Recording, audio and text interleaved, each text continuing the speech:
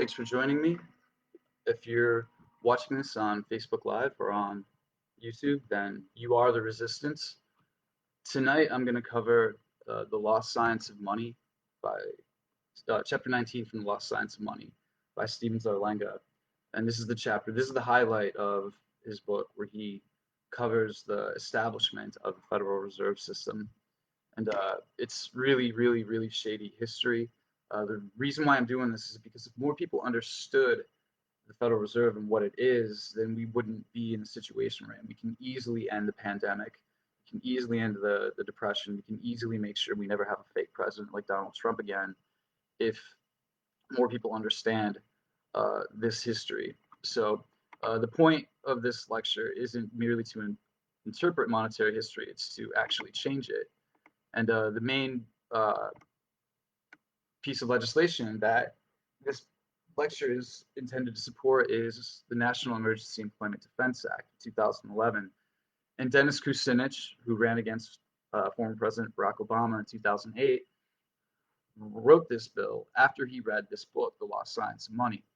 And this bill will nationalize the Federal Reserve. It will wipe out any debt, any credit card, student, medical, housing, predatory, whatever debt we have.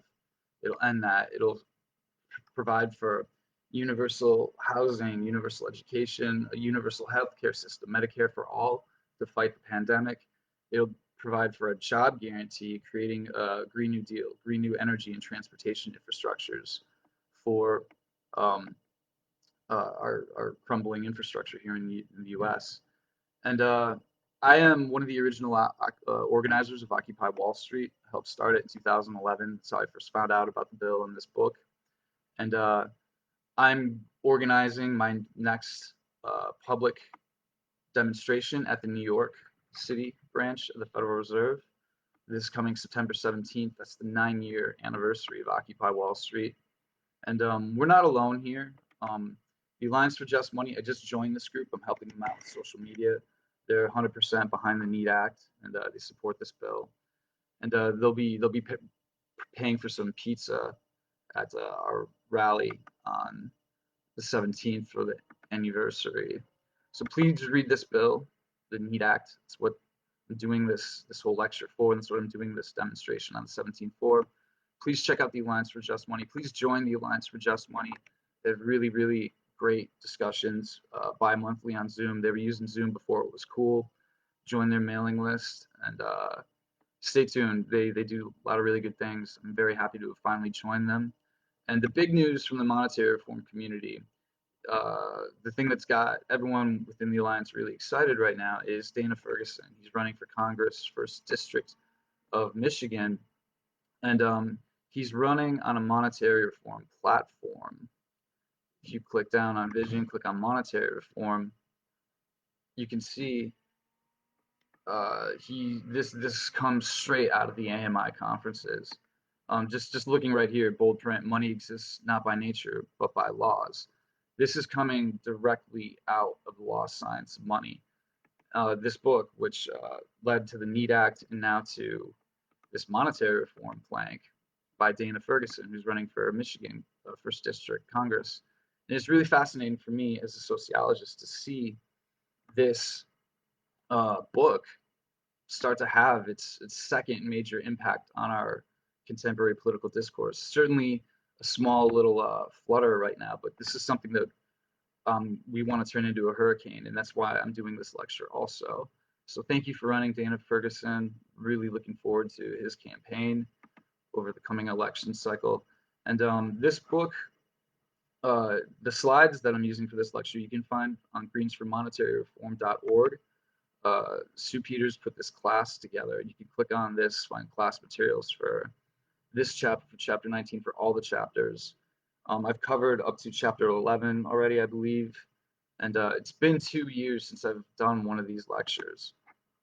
So I'm skipping many chapters. I'm getting right to the climax of the book, the Federal Reserve. I'm going to skip my thorough review that I usually do, but just to cover the main themes of the book before we dive in, is that this book is about the money power, and the Fed is all about money power. This is the primary form of privilege in the society that we need to check. This money power has been deliberately, purposefully kept secret and confused. The great quote from this book in the beginning is, "Search for from the records from ancient Athens, you can find detailed accounts on how the garbage was collected, but search in vain to find out how the coinage operated." It's almost as if bankers just rip this stuff right out of the pages of history.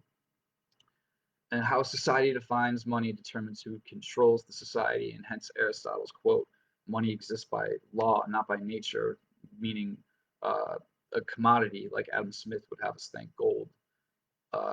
We're going to talk about that a little bit. That's going to come up in this lecture too. This struggle over this money power has raged for millennia, and it's really what shaped history. All the suffering that ordinary people like us go through, the 99% deal with, is a direct result of this struggle over monetary, over the money power, which has been going on as long as archaeology can really show us. And so this book is really all about the rise of dominant civilizations in the West, like ancient Athens, ancient Rome, Constantinople, Venice, Amsterdam, England, and London, and then all the way up to New York and the United States with the American Revolution. And all of these rises within Western civilization, if we can call it that, were based on public currency, when government issues money, sovereign currency, debt-free, interest-free. And that's what we're fighting for. That's what the Need Act does, creates debt-free sovereign currency, which is going to get spent directly into existence without us having to pay debt and taxes on that back to the 1%. And we're skipping over a lot of the good stuff in the book. Some of my favorite stuff is the American Revolution and the greenback stuff over the Civil War. But jumping right into the establishment of the Federal Reserve. So Zarlenga starts this chapter off by pointing out that we were a lot closer to a true monetary revolution back in the late 1800s, 1860s, 1870s. So we were a lot smarter back then. The greenback battles of the 1860s and 1870s were the real thing. The first and only time in our history, the primary secular problem of American society was being accurately attacked: the private control of the money system and the special privileges that elements of society, the bankers, had usurped for their personal benefit at society's expense. So the greenback movement was really doing well. They're kicking a lot of butt, and Zarlenga lists some of the highlights. In 1872, the National Labor Reform Party demanded an irredeemable paper currency issued by the government directly to the people. And 1876, the National Independent Party was organized for the presidential election and nominated Peter Cooper at their Indianapolis convention.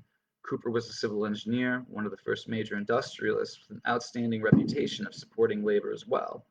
I mean, business and labor working together, unthinkable in this day and age almost.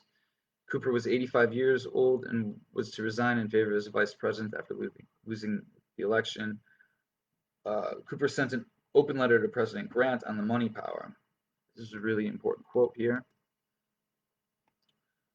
This bondage, the money power, has its manifold center and secret force in more than 2,000 banks that are scattered throughout the country. Such a power of wealth under the selfish instincts of mankind will always be able to control the action of our government, unless that government is directed by the strict principles of justice and on the public welfare.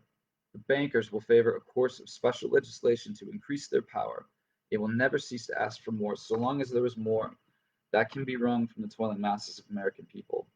The struggle with this money power has been going on from the beginning of history of this country and even further.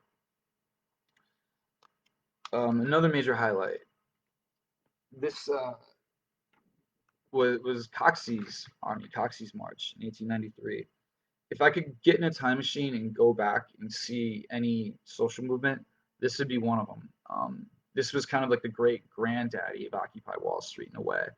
It was a media circus. It was a really well-received, popular movement. and a lot of press. And this March, General Jacob Coxey of Massillon, Ohio, he marched on Washington with thousands of the unemployed.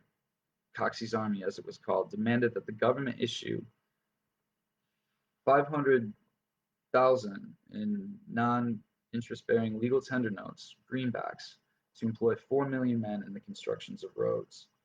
Coxey's monetary theory appears to be sound, and his implied threat of force was justified, but he didn't carry through his thinking to its logical conclusions in terms of his personal security.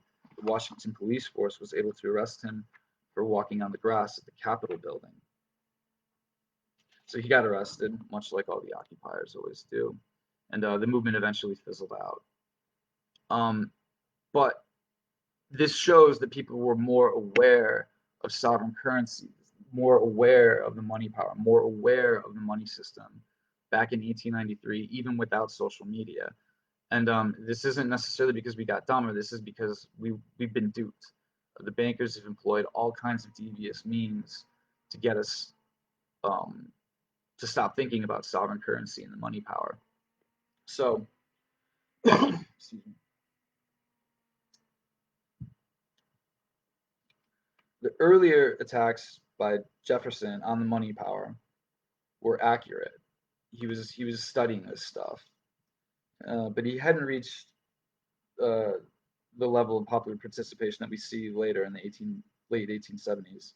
The programs of Jackson and Van Buren had been much more popular support, but it lacked an accurate solution, and that means the destruction of the Bank of the U.S. under Jackson, basically, and basically as a result of those attacks on the Bank of the U.S., we started to have a monetary system more dependent on metal, on silver and gold. Greenbacks, just fiat currency issued not backed by any debt, were and still are a viable solution to a large part of America's monetary problems.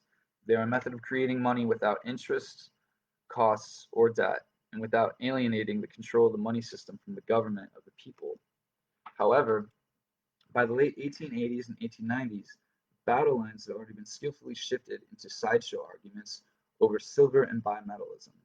Then, with the establishment of the Federal Reserve System in 1913, serious discussion of who should control the nation's monetary system became almost impossible to carry on in the American mainstream.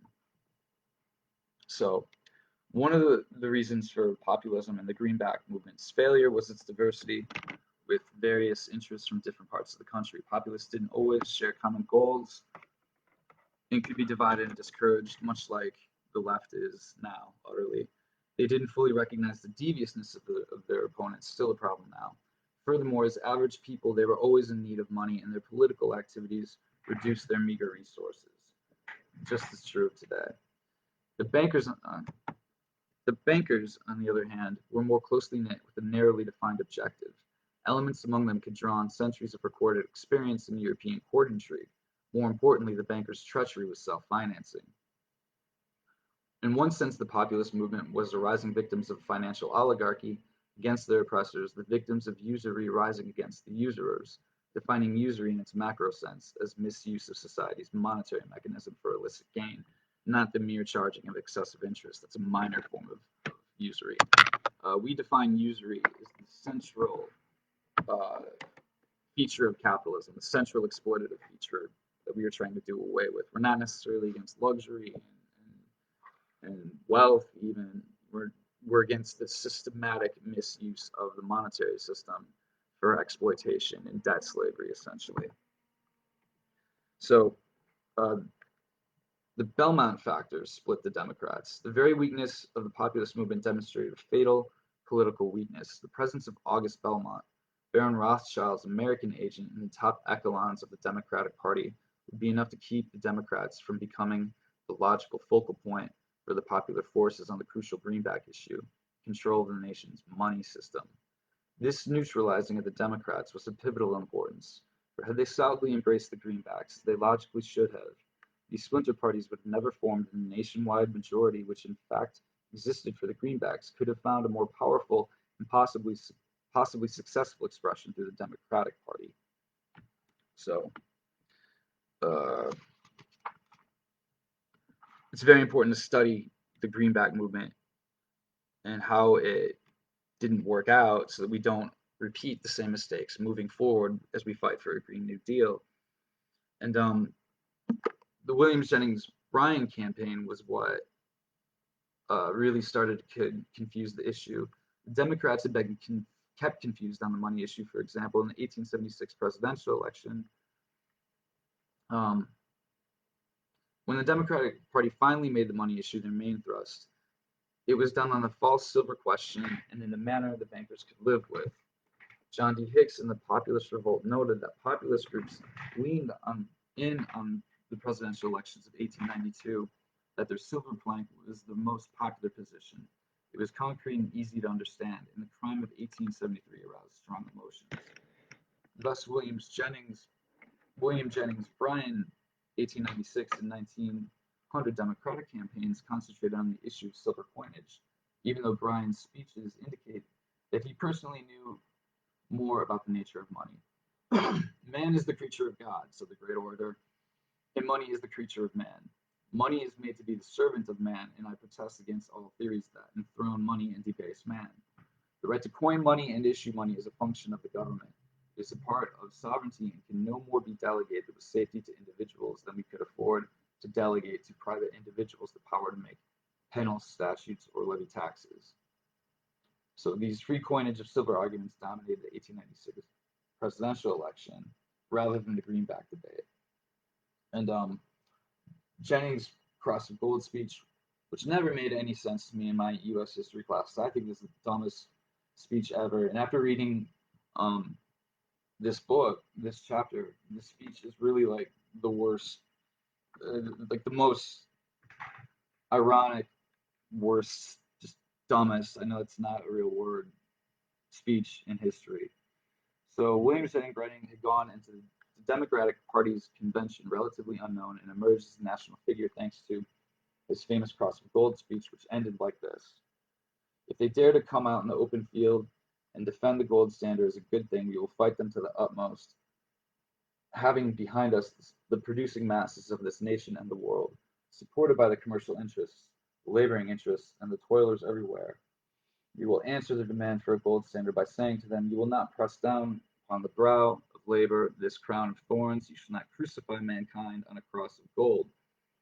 Standing there before the hall with his arms outstretched as a cross, his head tilted to one side towards his shoulder, for a long moment there was a stunned silence, then an uproar, and he was nominated. It was one of the greatest moments in American political history. One of the dumbest moments in political history is what that should say. In 2 weeks, Bryan, the great orator, visited 2/3 of all the states, giving 400 speeches. Nothing like it had been seen before. The campaign became known as the Honest Money Campaign, even though it was not at all honest. But in reality, the campaign offered the American people a choice between two systems, either one of which could be controlled by the bankers, as Henry George had pointed out. Gold and silver are merely the banners under which the rival contestants in this election have ranged themselves. The banks are not really concerned about their legitimate business under any currency. They are struggling for the power of profiting by the issuance of paper money, a function properly and constitutionally belonging to the nation.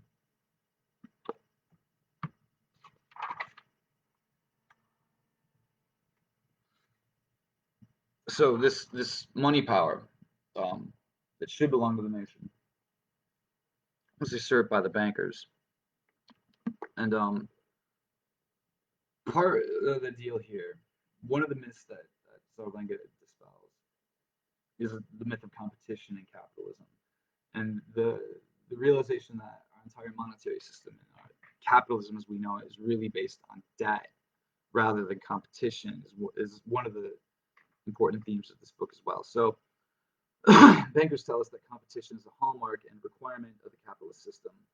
That's what they say and what they pay professors to profess, but not what they do. They demand that others compete to better serve them, but abhor competition for themselves. The bankers concentrate on corrupting governments into legislating special privileges for them. Yet competition and decentralization was even increasing in the field of banking at the turn of the century.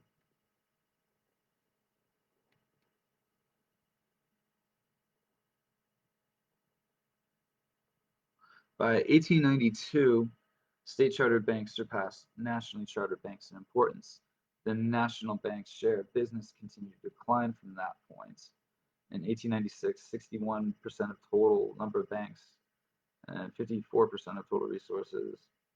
But by 1913, state banks accounted for 71% of total banks, 57% of total bank resources. So we see state banks growing in size relative to national banks, and the national banks do not like this.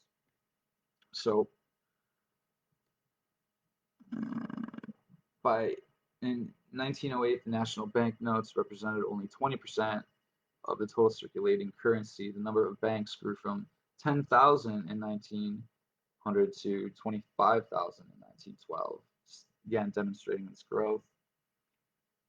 But still, the New York banks controlled about one-half the total deposits. So even though the state banks are growing, the New York banks still have more money, more deposits. Furthermore, because the national bank law wisely limited their loans to any one borrower to 10% of the bank's capital in 1912, there are only 12 banks capable of making loans over 1 million to any one firm. So we still see this major control of the monetary system by Wall Street, essentially. Gold technologies helped bring some expansions to the monetary supply. Major gold discoveries in South Africa, Alaska, Australia. The invention of cyanide as a leaching process helped expand our monetary supply. Alexander Del Mar concluded that the world's total grew from 3.7 billion in 1879 up to 6.34 billion in 1899. Currency Act of 1900. This law established the single gold standard in the U.S. at $1 equals 25.8 grains of gold. Imagine that in this day and age. The deflationary effects normally to be expected from such a move did not materialize because the production of gold more than doubled from 1890 to 1898. So when gold enthusiasts, people who want to go back to a gold standard, refer to the sound workings of a gold standard in this period, they ignore that it was a highly unusual time for gold production, where the supply of gold available for money grew much faster than the population rather than at its usual inadequate historic rate of under 1.2% per year. They also ignore the supply of gold was augmented by paper notes and deposits issued by banks and governments. So, I mean, there's not enough gold in the world to fill 2 Olympic-sized swimming pools. It's not going to work. It's not going to solve our monetary crisis now.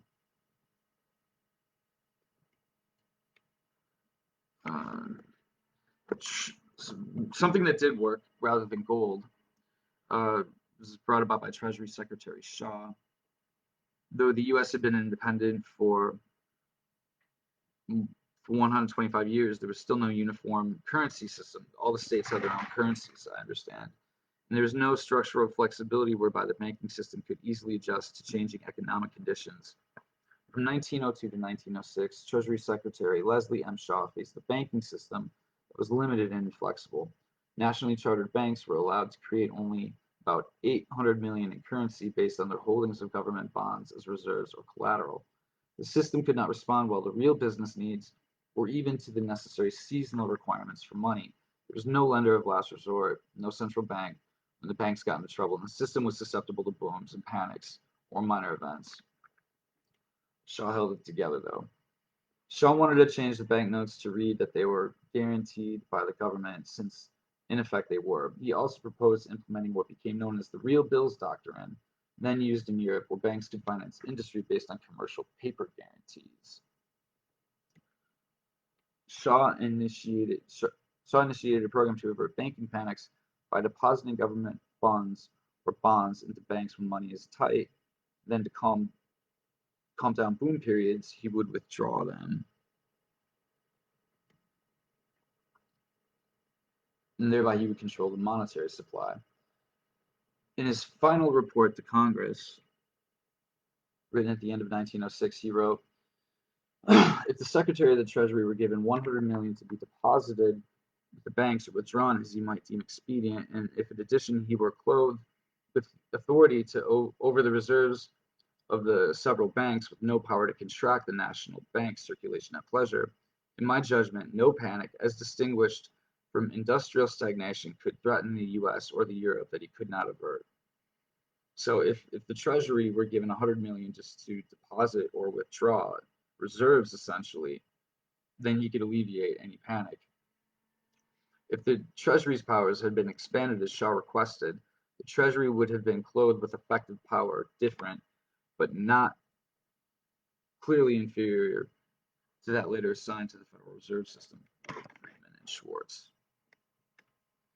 So, better than gold. Another thing that we had, another good solution to the banking issues of this period that was very popular was the postal savings system. And this is something that we actually agree with the Public Banking Institute with. We definitely would like to see this come back. Another solid banking initiative was inaugurated by the Post Office in January 1911. The postal savings system offered savings accounts to depositors operating as a deposit bank and making no loans, like the theoretical operation of the Bank of Amsterdam. The postal savings became popular. It held 4% of the nation's savings in 1919. This declined to 2% in 1929, but rose back up to 13% in 1933 and 20% in 1947. 20% of the entire nation's savings within this postal savings system. It's pretty impressive. It was very popular with immigrants and with people out in hard-to-reach rural areas, I understand. Started to decline again just before the 1929 crash, perhaps because of the aggressive atmosphere of the times. The rise into 1933 might indicate a flight of depositors to safety, and a continued growing share to 1947 could indicate that distrust of the banking system extended long beyond the Depression.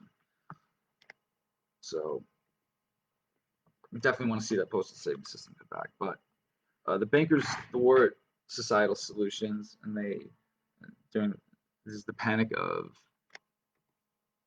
1907. Our thesis would predict that Shaw's balanced approach in the hands of government would be unwelcome to those seeking to make a business of manipulating the money system. In 1906, Jacob Schiff was a partner of Kuhn Loeb, agent for the Rothschilds' American interests. Schiff and others, including Shaw, publicly warned that the U.S. would face its worst financial crisis. These warnings foreshadowed the Panic of 1907. The hidden source of the Panic of 1907 was the Bank of England's instruction in September 1906 to British banks not to negotiate American finance bills, but to have them all paid in gold as they matured. This was also a crisis situation in banking in Amsterdam and Hamburg. The result was that about 1% of the U.S. gold supply was shipped abroad, causing a decline in the total U.S. money supply of about 2.5%. This was enough to generate the banking panic of October in 1907, but it was an unusual panic. The Panic of 1907 was exclusively banking, wrote Studenski and Cruz. So, this is an artificially engineered panic done by foreign banking interests, the Rothschild interests. They started this in 1907 to start to undermine our monetary system and eventually set up the Fed.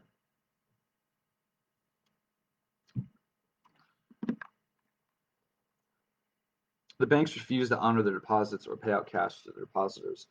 However, all of their other financial operations continued normally. It was a manufactured, unnecessary panic. The major New York City banks were later criticized for restricting their payments while the reserves were still adequate, and for delaying the issue of clearinghouse loan certificates to the banking community. The 6 large banks in New York, acting in concert, could have sustained the local situation and could have supplied the demands of outside banks, wrote Sprague. And this Panic of 1907 caused the stock market to drop by 46%. Thus, by forcing the export of only 1% of U.S. gold, foreign bankers purposefully or inadvertently created a nationwide banking crisis. If the system had been 100% gold, money without any fractional reserve banking, then the Friedman study would indicate that 2 the 2.5% of the money supply would have had to have been exported to create the same crisis, assuming the bankers' reactions were the same. The Panic of 1907 is also a modern demonstration of the danger to public safety posed by a gold money standard, which foreign interests can manipulate at will and easily enough withdraw from circulation. So again, gold leads to less sovereign control over our money supply. Gold leads us open to attack from foreign interests, as this Panic of 1907 interests. And the government rescued us from the Panic of 1907. As usual, the bankers were extracted from yet another crisis by help from the U.S. government. In November 1907, the Treasury issued 150 million of bonds and certificates and allowed the banks to use them as additional reserves, and the crisis was overcome. Had it been necessary for the government to find gold to back the new money, it might have been unable to rescue the banks from their dilemma. The gold standard ideologues ignore this necessary governmental intervention to save the system when they praise the workings of their mythical gold standard during this period. The shock over the Panic of 1907 was used by the bankers in their campaign to gain greater control over the U.S. money system. The weakness had long been recognized in the banking literature. It took the dramatic experience of 1907 to make some measure of reform politically imperative, wrote Friedman and Schwartz. The first step was the formation of the Aldrich-Friedland system, which was government-controlled through the comptroller of the currency and had the power to authorize some banks to issue new money. It is perhaps the only example in U.S. history where the bankers wanted to increase the monetary powers of government officials. What was going on? It appears to have been part of the longer-term plan to establish a privately owned central bank. Though the Aldrich-Friedland Act was only for a limited period, it was scheduled to go out of existence in just 6 years, in 1914. A section of the act called for a National Monetary Commission of 9 congressmen and 9 senators to do a study and make recommendations on the nation's money and banking system. Senator Aldrich was a banker's man, was chairman of the commission. He was in the Rockefeller camp, and he was the maternal grandfather of former New York Governor Nelson Aldrich Rockefeller and his brother David Rockefeller of Chase Manhattan Bank. So he's part of the banking family. The Aldrich-Friedland system worked well, but the plan was to substitute the Federal Reserve System in its place. Aldrich's Monetary Commission issued 24 large volumes. And this totally reminds me of Trump with all the fake business documents he handed over in front of on camera when he claimed to be advocating his business interests several years ago. It's all just a show, BS. But according to Delmar, nowhere in these publications was the nature of money defined. The final volume called for the creation of a privately owned central bank, the National Reserve Association, in which control was to be exercised completely by private bankers, wrote Studensky and Cruz. In the passage of legislation, this would evolve into the Federal Reserve Act.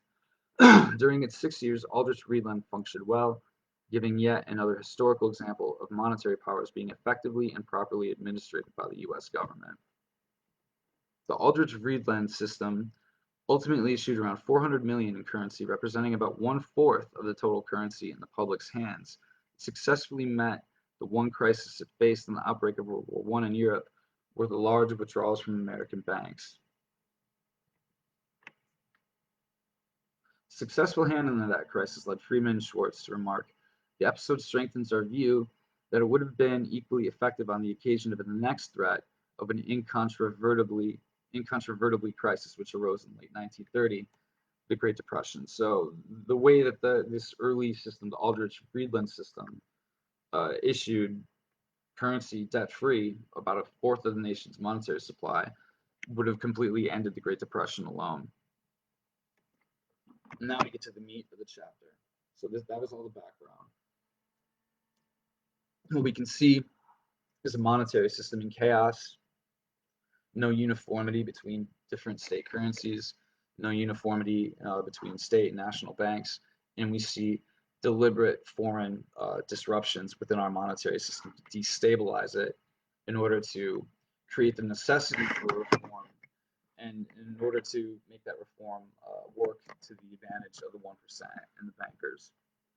So I love this page here when they talk about the bankers and Senator Aldrich all taking aliases on the screen here. But the Fed was established by South, but is it a conspiracy? Webster's 20th Century Dictionary, unabridged, defines conspiracy as a planning and acting together secretly, especially for an unlawful or harmful purpose, such as murder or treason. By that definition, we think the evidence indicates that there was a conspiracy to establish the Federal Reserve System by a small group who knew it would be harmful to the nation. But readers should consider the information in this and the next chapter and evaluate the conspiracy questions for themselves. Gabriel Kolko, not a child in such matters, wrote, "There is no conspiracy during the Progressive Era, while people and agencies acted out of public sight, and official statements frequently had little to do with operational realities. There was a basic consensus among political and business leaders as to what was the political good, what was the public good, and no one had to be cajoled in such a sinister manner."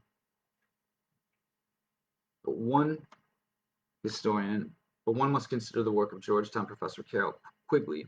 Historian Quigley also belittled the idea of childish conspiracies with secret handshakes and other signs, where orders are given and obeyed in a top-to-bottom hierarchy, but he affirmed, even exposed, the existence of a serious and secret power network that he labeled the Anglo-American establishment, in which he demonstrated held inordinate power in determining historical outcomes. However, this group came into existence just at the end of the 19th century. It did not appear to be involved in creating the Federal Reserve System. One of the most significant sections of Quigley's book, Tragedy and Hope, is on the financial capitalism and contains this intriguing paragraph. The influence of financial capitalism and on the international bankers who created it was exercised both on business and on governments, but could have done neither if it had not been able to persuade both these to accept two axioms of its own ideology. Both of these were based on the assumption that politicians were too weak and too subject to temporary popular pressures to be trusted with control of the money system. This is something that's still true today. People do not think that politicians should have control over money. They think that it should be delegated to private bankers. Accordingly, the sanctity of all values and the soundness of money must be protected in two ways: by basing the value of money on gold and by allowing bankers to control the supply of money. So those are the two assumptions. Base the value of money on gold and allow bankers to control that supply. To do this, it was necessary to conceal or even to mislead both governments and people about the nature of money and its methods of operations. Readers will recognize that conclusion is one of the primary theses of this book. Quigley gave one example of this deception. Bankers, as creditors in money terms, have been obsessed with maintaining the value of money, although the reason they have traditionally given for this obsession, that sound money maintains business confidence, has been propagandist rather than accurate. Quigley noted that inflation, especially a slow, steady rise in prices, encourages producers because it means they can commit themselves to costs of production at one level, on one price level, and then later offer the finished product for sale at a somewhat higher price level. Such a situation is usually best for working people, while price stability, the Federal Reserve's 1990s mantra, has been really good for paper manipulations, but bad for the average working man.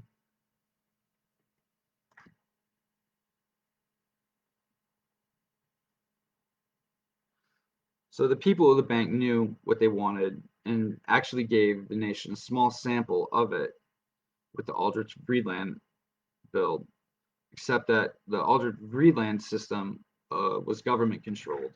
But no matter what, they would make it appear that the new private central bank was to be government controlled also.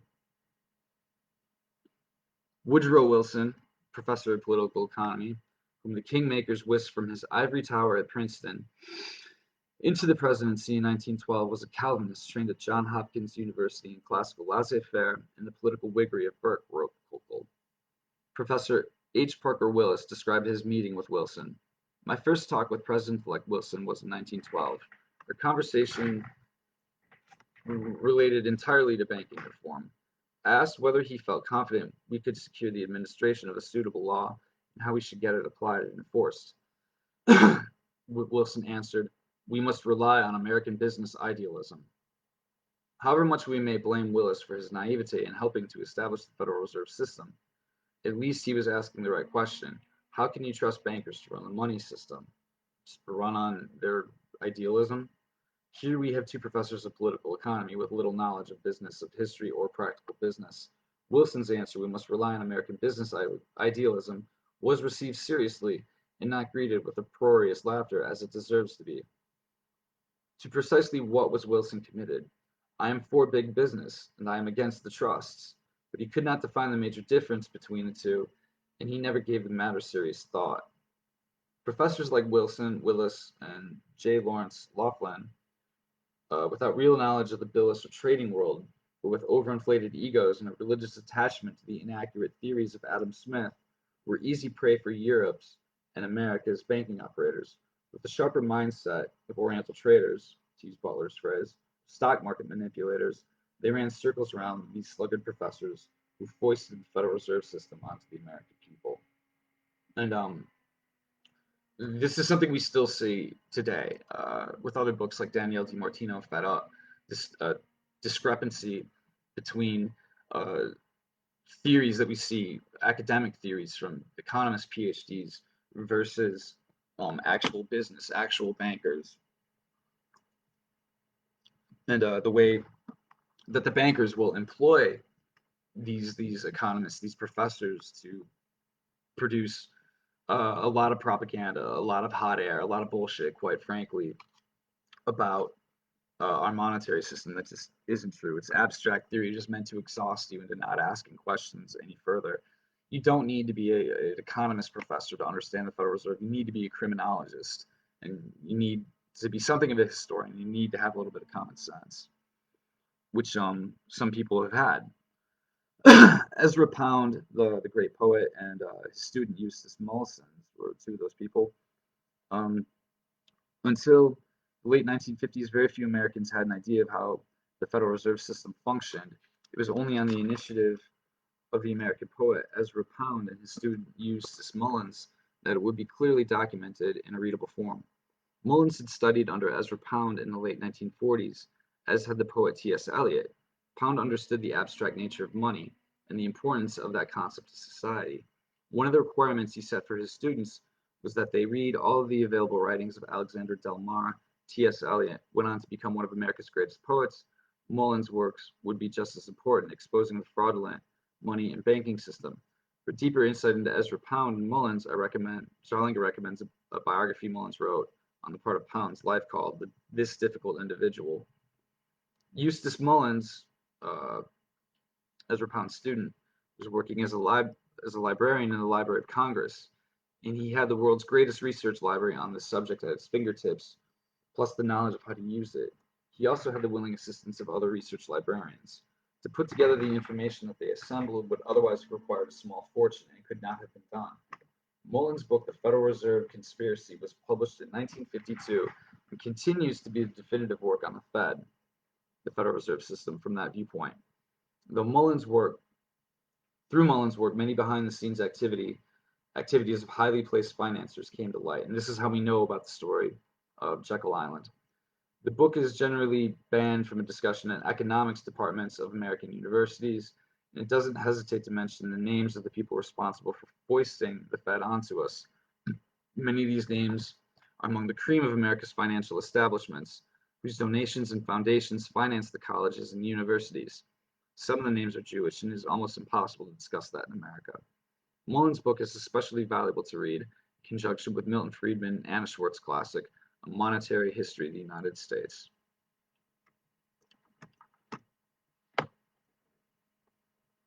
So, organizing the Fed. In 1901, J.P. Morgan interests in the Kuhn-Loeb Group, again, the Rothschild subsidies in the U.S., formed an alliance known as Northern Securities. Paul M. Warburg, a recent immigrant from Germany and a partner of Kuhn-Loeb, was rumored to be paid $500,000 a year to travel the East Coast and write and lecture on monetary reform. 500,000 a year to travel was unprecedented back then. The first detailed plan of central banking came in 1910 when Paul M. Warburg made public his plan for a United Reserve Bank. Senator Aldrich was said to have expressed despair to J.P. Morgan over not being able to devise a suitable central bank plan after receiving so much conflicting expert testimony at his monetary commission.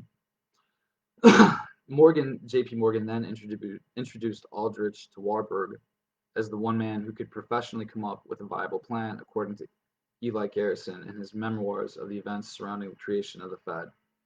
Colonel Eli Garrison was one of Teddy Roosevelt's Rough Riders and a friend and financial advisor to presidents Theodore Roosevelt and Woodrow Wilson.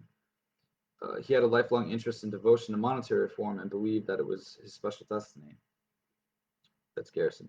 On November 22nd, 1910,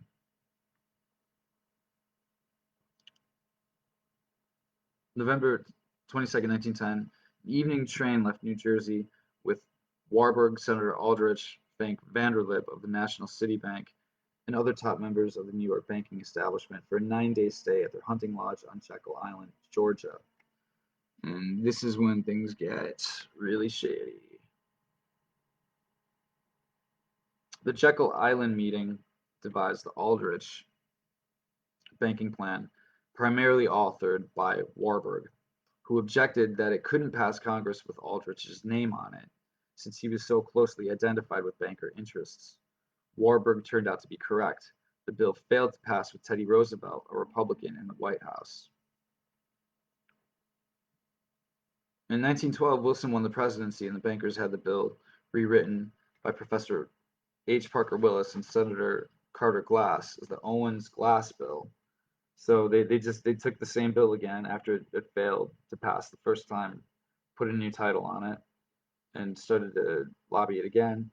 Eli Garrison, Teddy Roosevelt's guy, mentioned that Willis and Glass really rewrote the bill that he and Professor William A. Scott at the University of Wisconsin had rewritten and given to Wilson. Professor Lawrence Laughlin Willis' old teacher also thought he was the author, but Colonel Garrison relates how the bankers controlled him. Laughlin is in the pay of Kuhn Loeb and Company. They're a big clothing manufacturing company which offers so-called economic essay prizes every year in a competition run by Laughlin. And getting a bit nasty, Professor Laughlin of Chicago, who Warburg said was decidedly muddle-headed and therefore easy to lead by the nose.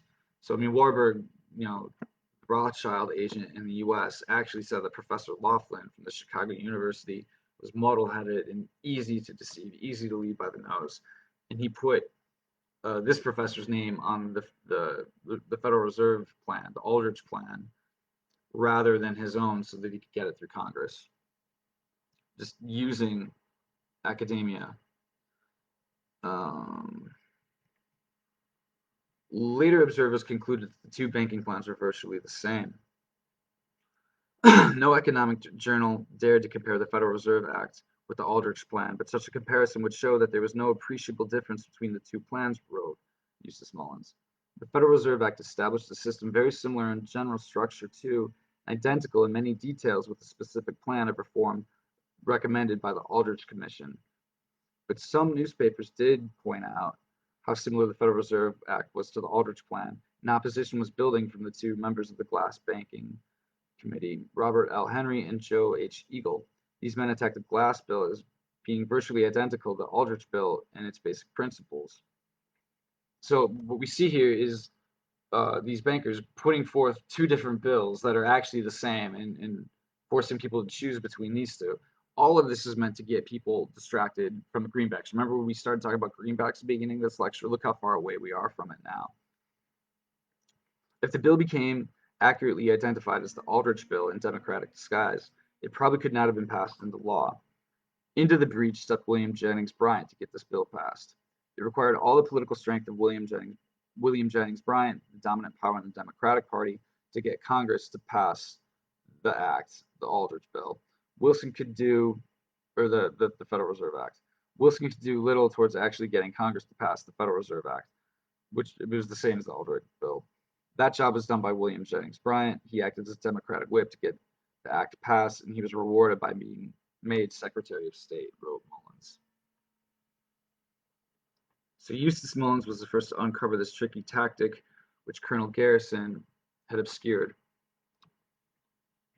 To still further confuse the American people and to blind them to the real purpose of the Federal Reserve Act, the chief proponents of the Aldrich Plan, Senator Nelson Aldrich and Frank Vanderlip, set up an enthusiastic hue and cry against the bill.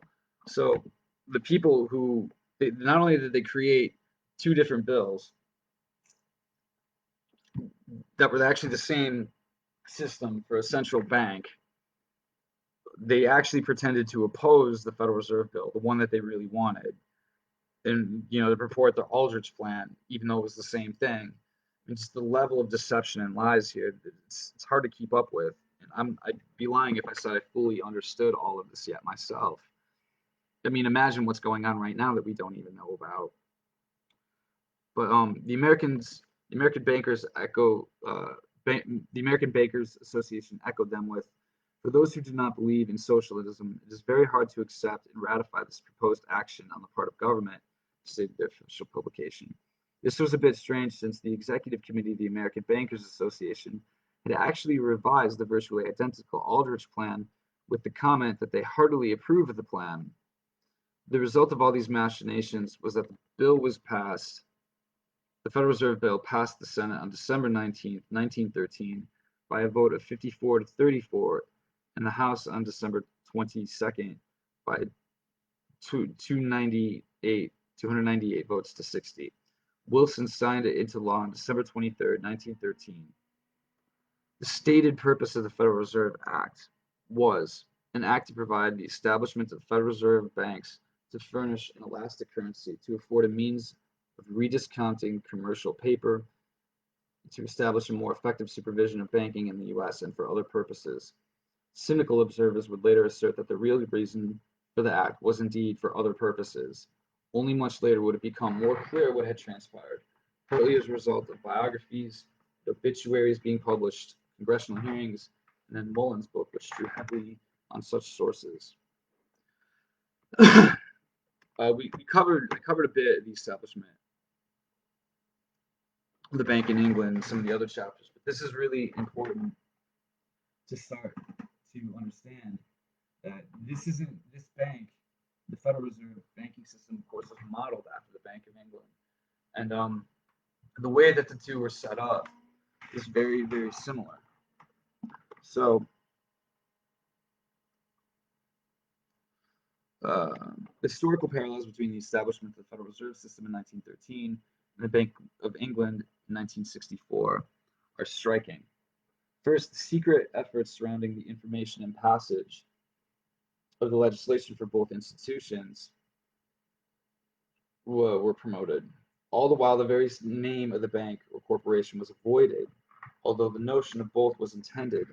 The Bank of England legislation was not even framed in its own act, but quietly passed as a rider to a shipping bill. So deception, these bills, they weren't widely discussed, they weren't widely understood, and they were passed through stealth. With the Federal Reserve, we see the maneuvers of creating a temporary Aldrich Friedland system, the secret Jekyll Island meeting, the disguising of the Republicans' bankers' bill as a Democrats' bill, and the bankers pretending to oppose their own bill, and actually pushing this through right before Christmas in 1913 when no one wanted to pay attention to it in the first place, of course. Both laws depended, both the Bank of England and the Federal Reserve Act depended heavily on wealthy and more sophisticated foreign supporters and organizers. The Bank of England was organized largely by Dutch and Jewish financiers who provided the formula and impetus for it. The formula for the Federal Reserve System came largely from the Kuhn Loeb bankers connected with the European Rothschild interests, with Paul Warburg's overriding importance in the formation of the Federal Reserve System cannot be denied. However, the impetus also came from J.P. Morgan, and it could not have been done without the complicity, support, and organization of America's financial establishment. So, international banking cartel to override actual government control of our monetary system, public control of our money itself.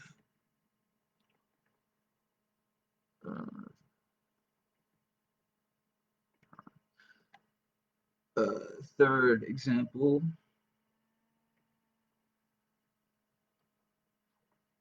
both institutions were very complex and not understood.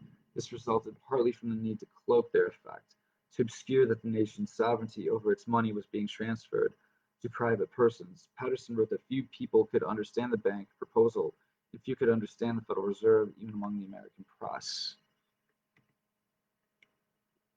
The Nation magazine was the only public organ, as far as Zarlenga could find out, which pointed out that the issue of money of the U.S. was being turned over to a body of men who were neither elected nor answerable to elections, wrote Mullins. This lack of understanding was further compounded by the vagueness of the act itself.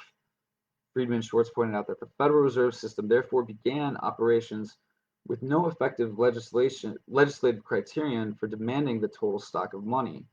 The discretionary judgment of a group of men was inevitably substituted for the quasi-automatic discipline of the gold standard. Those men were not even guided by a legislative mandate of intent, except the title of the act.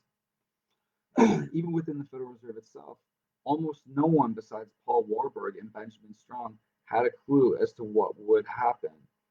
In 1914, when these 12 banks were organized, a large staff of officers were gathered from all parts of the country, and to them was delivered just exactly what is contained in the Federal Reserve Act, and no more.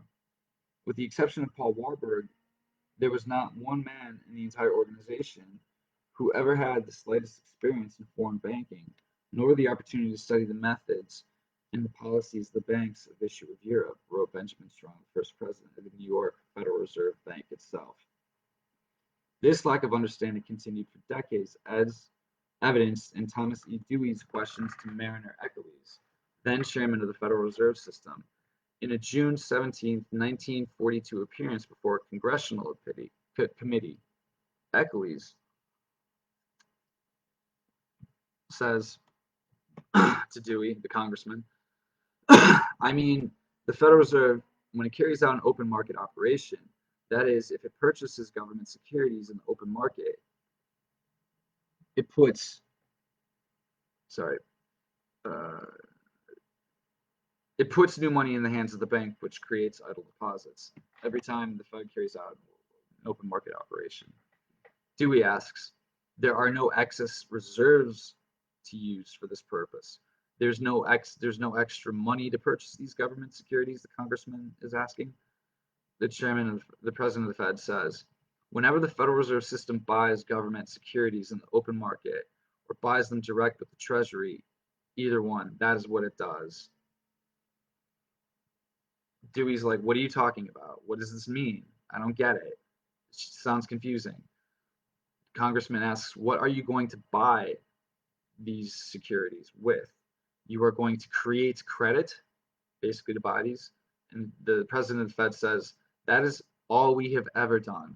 That is the way the Federal Reserve System creates money. It is a bank of issue. It creates money out of loans. It creates money out of thin air. And there's no gold backing it. No real wealth. No equity backing it. Dewey was no slouch.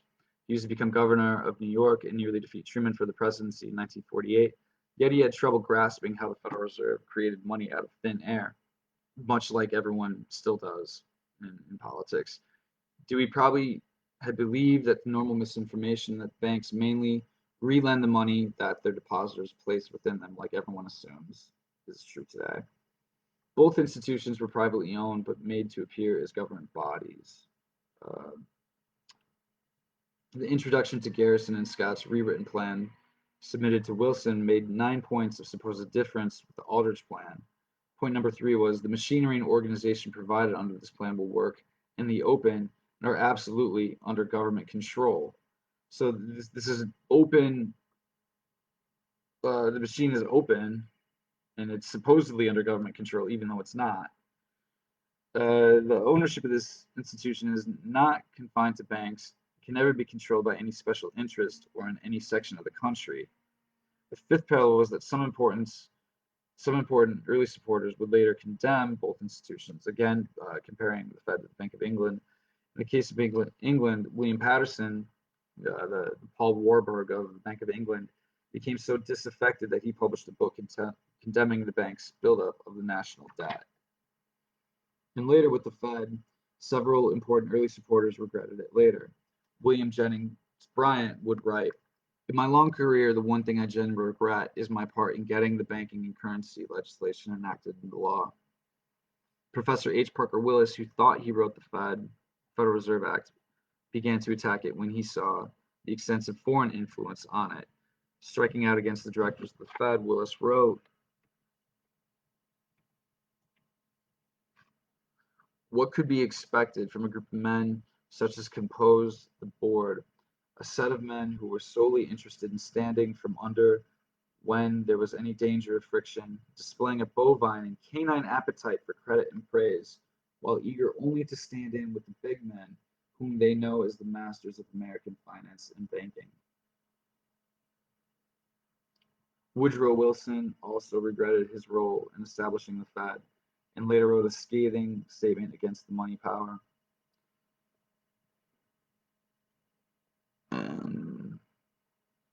Another comparison between the Bank of England and the Fed is that both institutions gave the impression that their notes were backed by gold. In fact, the Federal Reserve notes, not its created deposits, started out as gold-backed, but that would soon be changed. Both the Bank of England and the Fed were quickly, after the Bank of England and the Fed were established, both England and America were quickly pushed into major wars. England warred needlessly for over a century, and America was immediately drawn into World War I.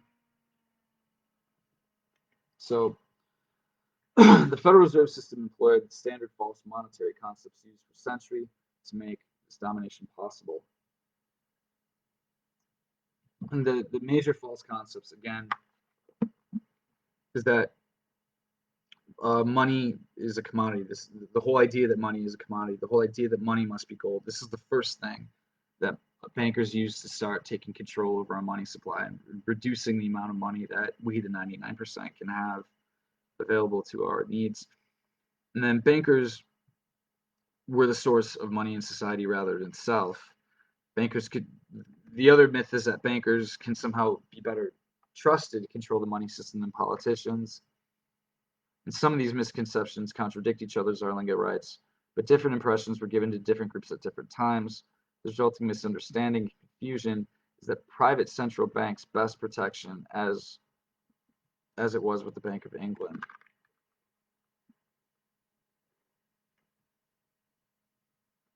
So there were supposed safeguards written in the Federal Reserve Act. It had been easy for the Dutch and Jewish financiers and their new Orange monarchy to establish the Bank of England as the monetary sovereign in that nation. In America, a paper money nation from the start, there was more awareness of the far-reaching privilege and power that such an establishment signified. The sensitivity to the injustice of such schemes ultimately kept the first and second U.S. banks in the U.S. from evolving into a permanent central bank, even kept them from surviving. And though this viewpoint could seldom dominate politics, it proved a substantial block to the ultimate alienation of society's monetary power to a privately owned central bank. Thus, there were substantial restrictions in the Federal Reserve Act, which only appeared to block arbitrary abuses by bankers, including all printed Federal Reserve notes were to be 100% backed by gold. The real bills doctrine, all commercial loans created as a deposit in bank were to be backed 100% by commercial obligations based on new production plus an additional 14% by gold. The governors of the Federal Reserve Board in Washington were appointed by the president, and this is still used to give an illusion of government control over the Fed today. Both the Secretary and the Treasury and the Comptroller of the currency were members of the board. Bankers accepted limitations to get the plan enacted. Changes would be made later. Benjamin Strong, the first chairman of the New York Fed, wrote to Paul Warburg on November 1st, 1913. I can reluctantly force myself to admit the necessity of compromise in matters of management and a number of institutions to be organized in the method of treatment of the national banknotes. In fact, as to any other of the disputed questions raised by the Owens Glass Bill, But as to the obligations of the U.S. government being gratuitously added to these circulating notes, and paramount in importance is the provision that the note issues are to bear the obligation of the United States government.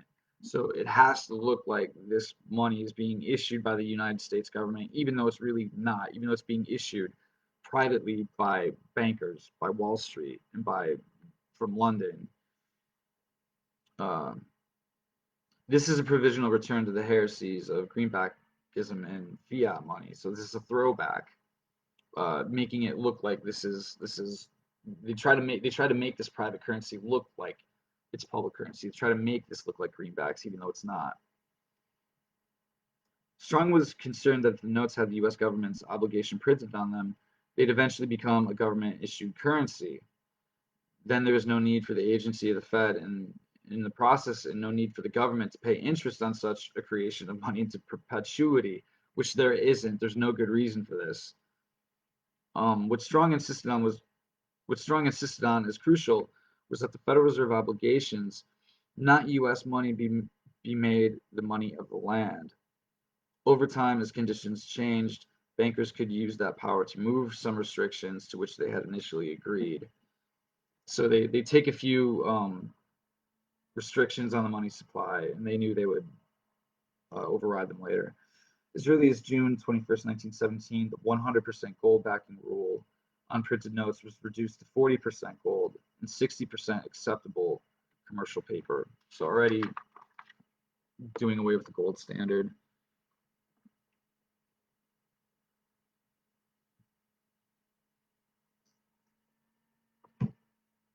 And I'm gonna skip a couple slides here.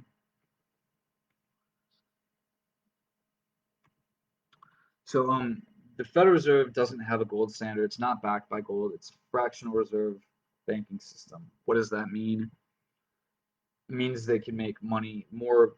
They can make a lot more loans than they actually have deposits. They don't even need deposits to make loans. They just make loans out of nothing.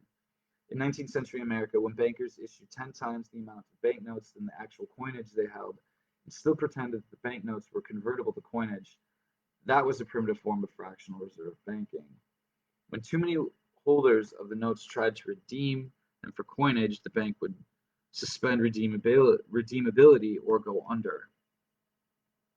Most people have been led to believe that the modern banking business consists of taking in deposits and then loaning them out at a higher rate of interest, but this isn't true.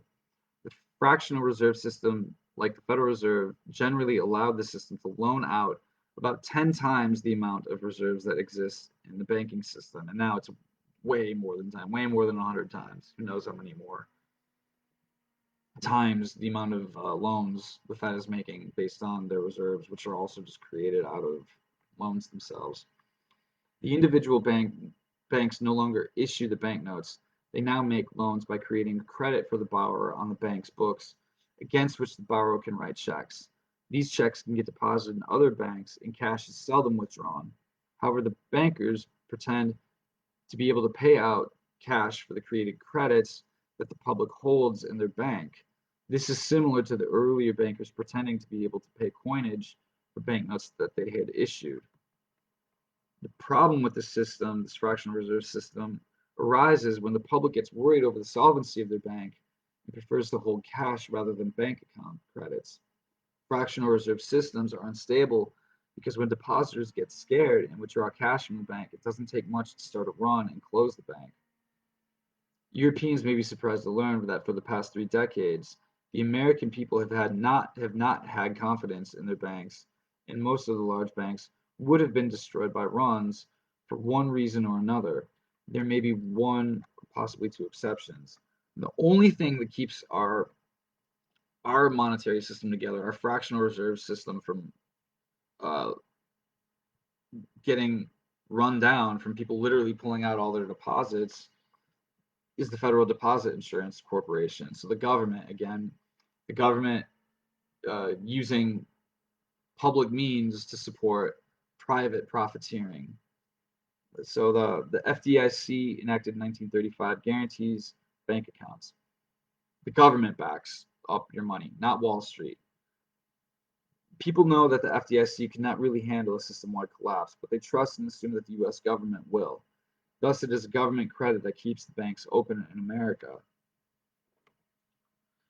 It, it must be pointed out that the Federal Reserve System turns over 90% of its net income to the U.S. government from the interest it earns on money creation. However, most of the money in the system is created by the Fed's member banks, and they keep the net interest income they get from that process. So the member banks keep most of what they make. This is referred to as seigniorage, and it rightfully belongs to society. If the reserve requirement is 10%, individual banks can loan 90% of the amount deposited with them. But then those loans go out and become further deposits in the banking system, so that new loans are made on them indefinitely. And eventually, system-wide rule of thumb is that the deposits are multiplied about 10 times. It must also be pointed out that deposit demands from time to time, the Federal Reserve System has never been fully independently audited.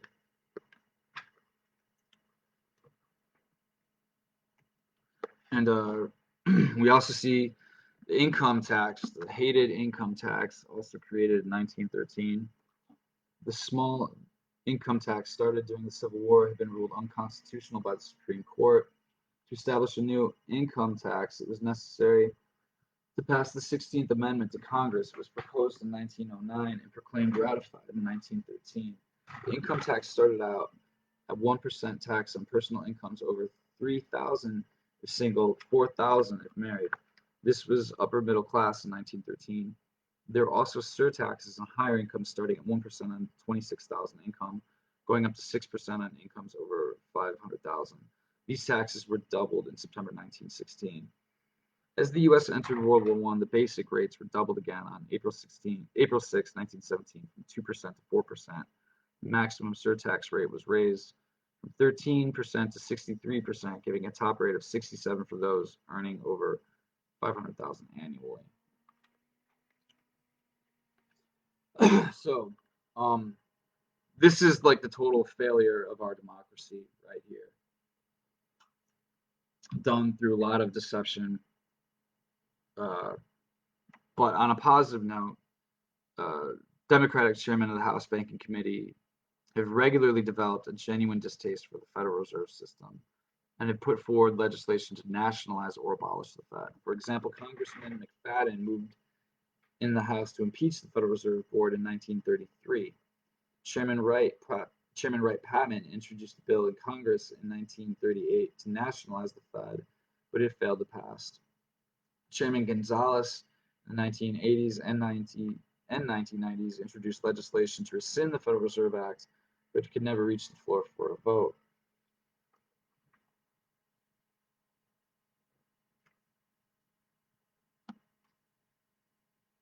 Shortly after the Federal Reserve Act had passed, Congress passed the Overman Act, which gave the U.S. government the power to take over all the assets of the Federal Reserve and take back control of the money system.